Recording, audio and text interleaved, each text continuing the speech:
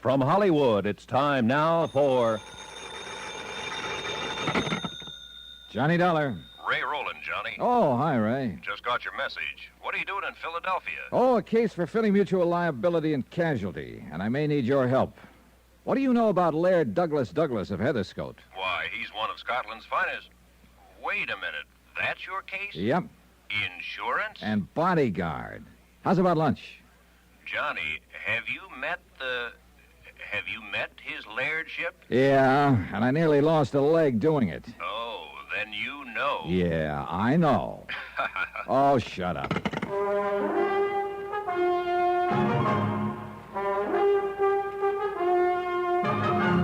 Tonight and every weekday night, Bob Bailey in the transcribed adventures of the man with the action-packed expense account, America's fabulous freelance insurance investigator. Yours truly, Johnny Dollar.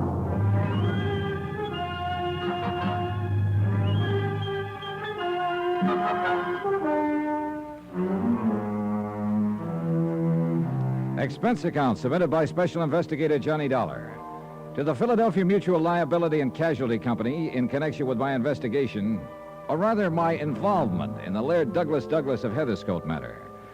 And I wish I'd had some idea of what I was getting into before I ever left Hartford. But it's too late now. Expense account item 3, $39.50. One pair of slacks. For within a few minutes of my arrival in Philadelphia, Harry Branson of Philly Mutual buttonholed me and dragged me up to his office to meet two important clients he had.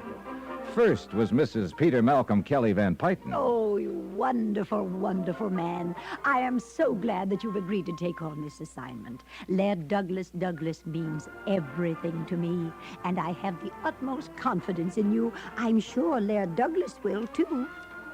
And then came, well, Mrs. Van Pyton made the introduction.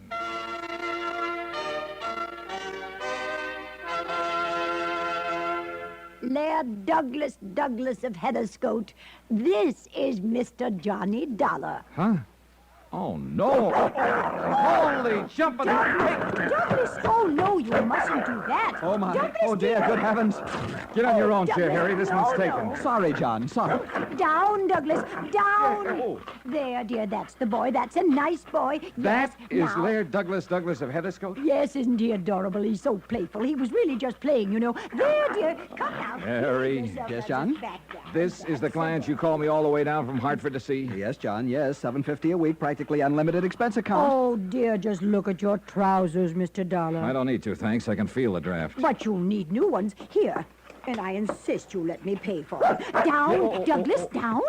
Here, Mr. Dollar. Will $100 be enough? Gee.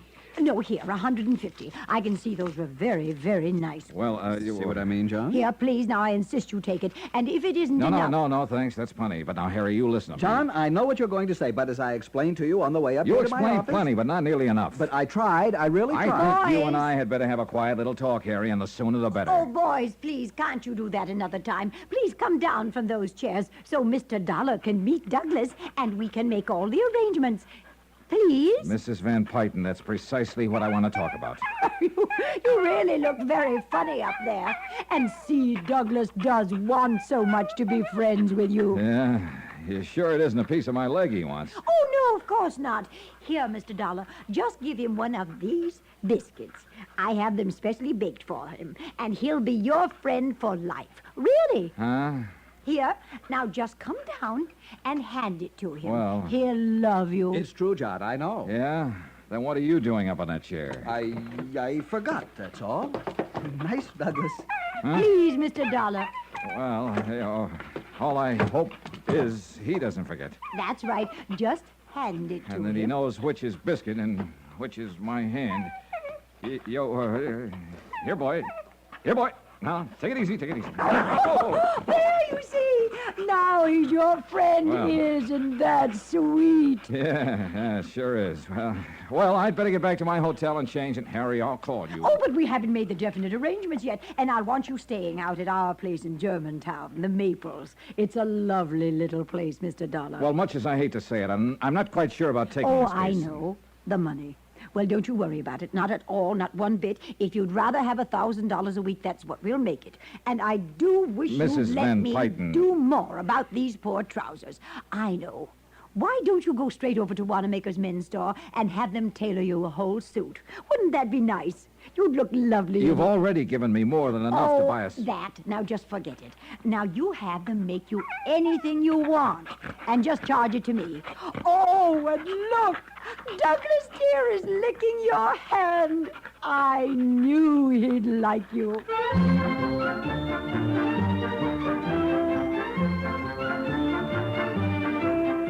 Never underestimate the power of a woman, somebody once said.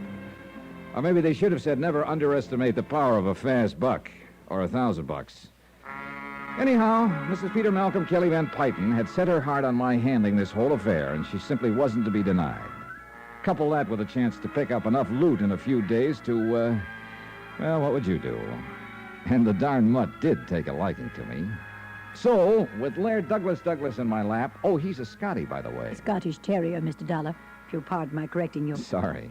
And it's all because of the show at Balakinwid on Friday. Balaware? Balakinwyd, John. Yes, Balakinwid. Laird Douglas simply must win. Not only best of class, but best of show. And he will... if somebody doesn't interfere. Oh, you think somebody might do something to Douglas here? I'm sure of it, because it's been tried before. You mean poison him or something like that? Worse. Oh? Dope. Poison would let him die a hero, a martyr. But drugs would keep him from winning the show. Oh, well, what makes you suspect somebody might try it? As I said, it's been tried before. Huh? Last year and again a few days ago. And if Harrison R. Kenworthy thinks he can do it again, he's mistaken. Then you know who did it before. I refuse to divulge any names.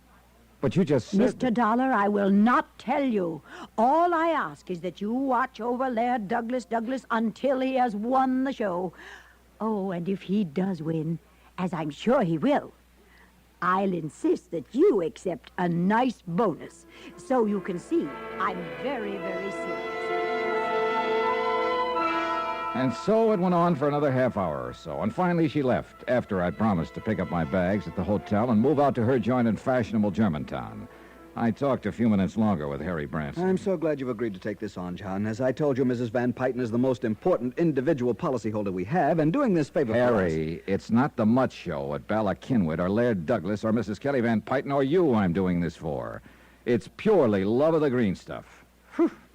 That old dame must be really loaded. John, she has so much money. She doesn't know how much she has. Industrial empire, that sort of thing. All right. But, Harry, if word ever gets around in the trade that I came down here to play bodyguard to a mutt, so help me, I'll have your head. Yes. But now hadn't you better go on out to the Maples? Well, first I want to know about this Harrison R. Kenworthy she mentioned. Oh, that. Yeah, that. She accused him of doping up her Scottie. Well, she really doesn't know, and it's really quite complicated. How do you mean? Kenworthy owns a beautiful Kerry Blue Terrier, Lady O'Diddy's Rolamar Maine. Holy cats, and no pun. Why can't they give an honest dog an honest name? Look, we'll call her Mimi. Go ahead. Hi, dog lovers. Ray, just in time. Meet Harry Branson, Ray Rowland. Oh, we know each other. Hello, Harry boy. Mr. Rowland. Sure, Harry called me in last year when these two dogs were at each other's Of course, he doesn't mean that literally, John. You see, Mr. Rowland is quite an authority on show animals. I've held it against him for years, ever since school. Well, there's no need to hold it against him And particularly. I don't mean that literally. Oh. Well, John boy, so you came down to help yourself to a handful of dear Mrs. Kelly Van Pyton's coin. More power to you. I knew Harry would call you in on the case. Felt it in my bones. And, brother, you may be in deeper than you think. Oh, what's that supposed to mean, Ray? Has Harry told you about the villain of the piece, Harrison R. Kenworthy? I was just starting to when you so rudely... Yeah, well, Johnny, the whole setup is a riot, but just remember one thing. Yeah? A lot of people have been killed in riots. Now, what's that supposed to mean? I'll tell you what he means. Let John. me He tell mean- it, Harry. It would take you all day.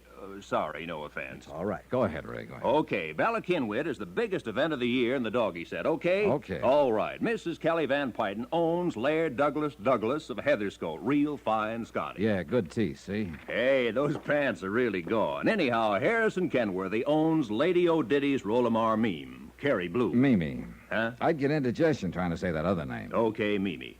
They're two pretty good dogs, especially Mimi. International championship blood and all that, but Mimi's the better dog. Douglas won't stand a chance. I've tried to tell her this, but... Well, go on. Okay. Harrison Kenworthy loves Kelly Van Pyton, see? Oh, loves her money. Him? He's loaded, too. No, I think the old coot really loves her, and I think she loves him. Right, Harry? Yes, I think I'm inclined Right, to... but now get this. Yeah? She won't marry him until her Laird Douglas beats his Lady O'Diddy, Mimi, far and square at the Ballykinwood show. How do you like that? Are you kidding? Oh, no, John, it's an accepted fact. Right. So what happens for over a Wait year a minute, now? Ray, wait a minute. If he really wants to marry her, why doesn't he just let her dog beat his? And let her be one up on him right from the start? Never. No, boy, he'd never live it down. You don't know these people. Well, this is about the craziest thing I ever heard of. To you and me, sure, but to them it's deadly serious. Are they in love with each other or with their dogs? Well, it's not just love where the dogs are concerned, but pride, which is just about all a lot of these old lonely millionaires have to think about, to live for. Yea, sometimes even unto the 5th and 6th generation. Yeah, okay, I'll take your word for it. But now she said something about her dog being doped at the show last year. Oh, yes, John. You see, it was just a couple of days... Right, just before the finals. It was an attempt to murder the dog with poison, but emergency care both times pulled Laird Douglas through. She told me it was only some kind of a dope that was used. Sure. We kept the truth from her. You don't realize it, boy, but if that dog were to die, she would. Fact. Oh, now, Ray. Oh, yes, John, and the insurance company must keep that dog alive in order to obviate having to pay off... Right. After all, her policies amount to... Right. It may sound absurd to you, Johnny, but it's no joke. As I said, you don't know these people. But look, it still doesn't make any sense. You just have to take my word for it, and it's happened right here in Philadelphia. Yes, John, and we held the policy. It was an old lady... Right, so there you have it. Okay, I'll believe you. And so the finger points at Harrison R. Kenworth. Well, she might like to think that, especially since she doesn't know that poison was used both times, but I don't. What's more, the police feel the same. Oh, now, if you say police dogs, I'll slug you. John, there are times when the sense of Right, humor of Harry, yours... dead right, and I do mean dead. No, in all seriousness, Johnny, if I were you, I'd duck out of this assignment. Now, don't say that, Ray, unless John is... No, go ahead and say it. Something ought to start to make sense around here. All right, listen. The reason I'm sure Harrison R. Kenworthy had nothing to do with the attempted poisonings, the reason the police were called in, the reason I think you ought to get out of this... Will you get to the point, Ray? On each occasion, Mrs. Kelly Van Pyton had a bodyguard attending Laird Douglas, in addition to the dog's governess and medicos and so on. Get to the point. Each time, in order for the poisoner to get to that dog... Ray, please. Each time, the bodyguard was murdered. Still want this case, Johnny?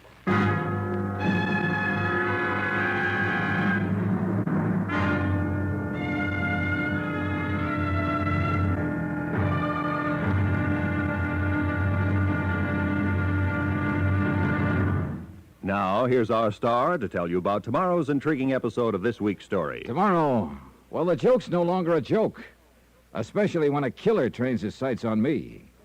Join us, won't you? Yours truly, Johnny Dollar.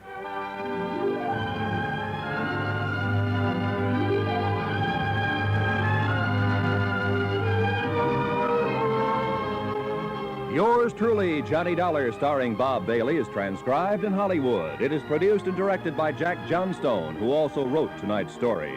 Be sure to join us tomorrow night, same time and station, for the next exciting episode of Yours truly, Johnny Dollar. Roy Rowan speaking.